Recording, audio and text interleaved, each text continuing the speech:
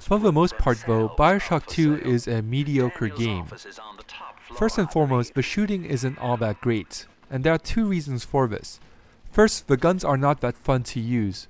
They're pretty much the same from the first game, with some minor differences. Mainly, they got rid of weapons that are too similar to their plasmid counterparts, mainly the incinerate and freezing weapons. And they included a harpoon. The harpoon is great in theory, but something about it just doesn't feel right.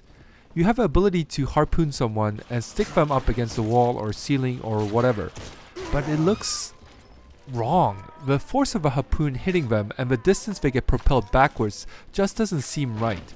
The harpoon spears move kind of too slow, and you don't get the sense of that the impact of them hitting their targets is all that great. For one thing, there's no great accompanying thud or flesh-ripping sound, and then you see the target being propelled backwards as if they were being shot out of a cannon. It's just wrong and makes the weapon not nearly as fun to use as they should have been. The rest of the weapons feel pretty similar to the first game's weapons. They do feel a bit better, and your character isn't nearly as stiff when moving about, which is ironic since you're a big lumbering creature in the second game, whereas you were a comparatively nimble human being in the first.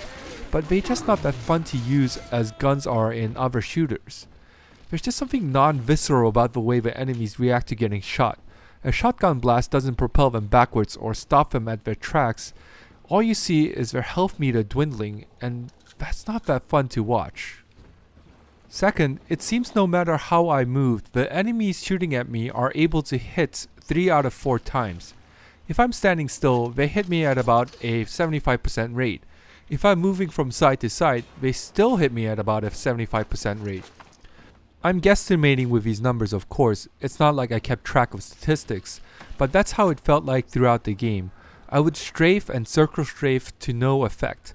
I could draw a beeline and charge an enemy, or I could move from side to side erratically as I close the distance methodically, and doing both would result in getting hit. In fact, drawing a beeline and charging at an enemy would be safer because it takes less time to do that than moving side to side and closing the distance. It makes strafing and circle strafing and using other skills pretty useless. The only thing that you can do to ensure that you don't get hit is to stand behind a cover or around a corner. It takes a lot of the fun out of the shooting. Also, Big Sisters are great in theory, but they don't play out that much differently from Big Daddies. They are quite nimble, but it's only apparent when they approach you. You're always forewarned when a Big Sister is approaching because they emit this annoying screeching noise every 5 seconds that causes your screen to shake and your vision to blur. It's very annoying. After about 30 seconds of this annoying screeching, they come into view. Usually they're on the ceiling or whatever, and they navigate the terrain quite dexterously as they approach you. You get a glimpse of how fighting them could be. Once they've planted their feet on the ground, however, they just throw fireballs and charge at you, very similar to the way Big Daddies shoot and charge at you, except they do move from side to side quite effectively. Then after doing that for about 20 seconds, they back away, screech for another 10 seconds, and approach you again, and repeat until you successfully kill them. It would have been great if they didn't plant their feet and instead moved around, scampering about walls and ceilings and shooting fireballs at you and attacking you, so you're forced to move about while trying in vain to hit them at the same time. That would have made for an interesting fight and would have made using plasmids judiciously all the more important, but they just remain grounded, which makes them pretty similar to Big Daddies and makes their speed and agility pretty useless. The art direction and story are nice as they were in the original, but they don't feel that different from the first game. The story, of course, is not as good as the originals, but at least the story is original this time around. Revisiting Rapture certainly takes some of the refreshing quality in exploring a new world away, so the world is nowhere near as interesting or refreshingly different as it was in the original. But the biggest disappointments are the underwater sequences. You get to walk around underwater about 3 or 4 times in the game, and each time it's just a matter of getting from point A to point B. That's it. No underwater fighting, no harpooning of marlins, or fighting off sharks. Nothing. There's so much they could have done with this. At the very least, they should have made it possible to explore the seabed a little bit, rather than just having the player follow a narrow path with absolutely nothing of interest to see. Give me some jellyfish to get stung by, some eels to piss off, some whales to harpoon, some shipwrecks to explore. Something, anything. At least something interesting to see, damn it. but there's nothing, and it's one of the biggest letdowns in the game. Another change from the original is that there are now multiple endings, and you get to choose the fate of several people, not only the little sisters. But after playing Mass Effect 2 and knowing that the game had 30 plus endings, BioShock 2 touting multiple endings is about as relevant as the original game touting 2 endings when Stalker Shadow of Chernobyl featured 6 or 7 endings. Just as it was nice that BioShock had 2 endings, but that in itself wasn't all that special compared to what other games released around the same time did, BioShock 2 having multiple endings merely improves on the black and white endings of the original, but doesn't seem all that special when compared to other games released around the same time. The only other difference between the sequel and the original is playing the minigames when manually hacking turrets and security cameras and safes and so forth.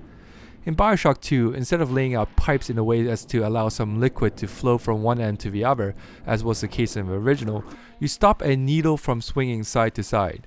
If you land on the green area, success. If you land on the white area, you suffer some damage. If you land on the red area, an alarm goes off and these flying turrets come as shooting. If you land on the blue area, it changes the contents inside the thing that you're hacking or changes the functionality of the thing that you're hacking, but that ultimately doesn't impact the game all that much. And you do this about 2 to 4 times. And how fast the needle swings depends on how deep into the game you are. If you're near the end of the game, the needle swings more rapidly.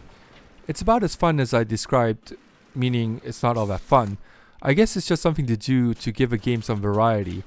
But a nice thing is that it happens in real time, so if you're in the middle of a fight and you stumble across an unhacked security camera, you can't stop the fight by hacking the security camera as you were able to in the first game.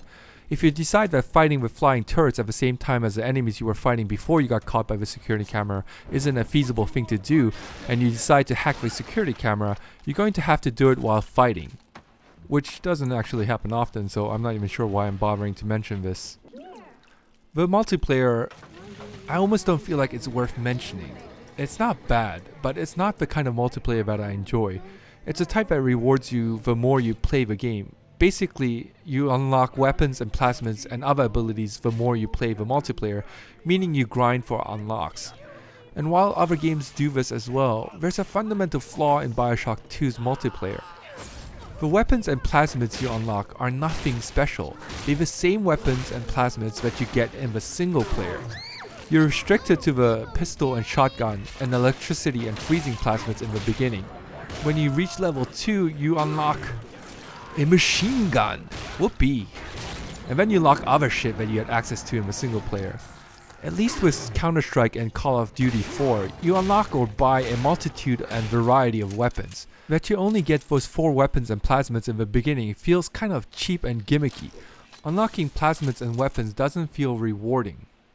There are some interesting game modes and some other single player features like controlling turrets and security cameras and so forth that do make the game's multiplayer somewhat stand out from others, but I'm certainly not going to stop playing Team Fortress 2 to play BioShock 2's multiplayer. And I doubt that anyone will see this as a viable alternative to whatever multiplayer games they're enjoying. It's a pretty standard multiplayer with a few interesting twists, making it worth trying out but not really worth investing in.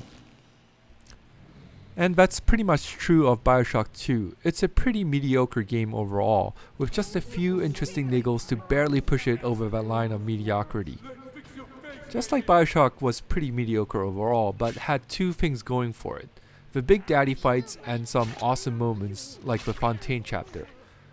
BioShock 2 also has 2 things going for it. The set pieces in which you fight mini-bosses and hordes of splicers, and minor improvements in weapons and plasmids, especially that you're able to deploy them simultaneously. Plus the drill's fun to use. The 2 aforementioned things made BioShock a pretty good game despite its overall mediocrity. And the 2 things that BioShock 2 has going for it makes it worth playing. They make it a pretty good game. But that's all.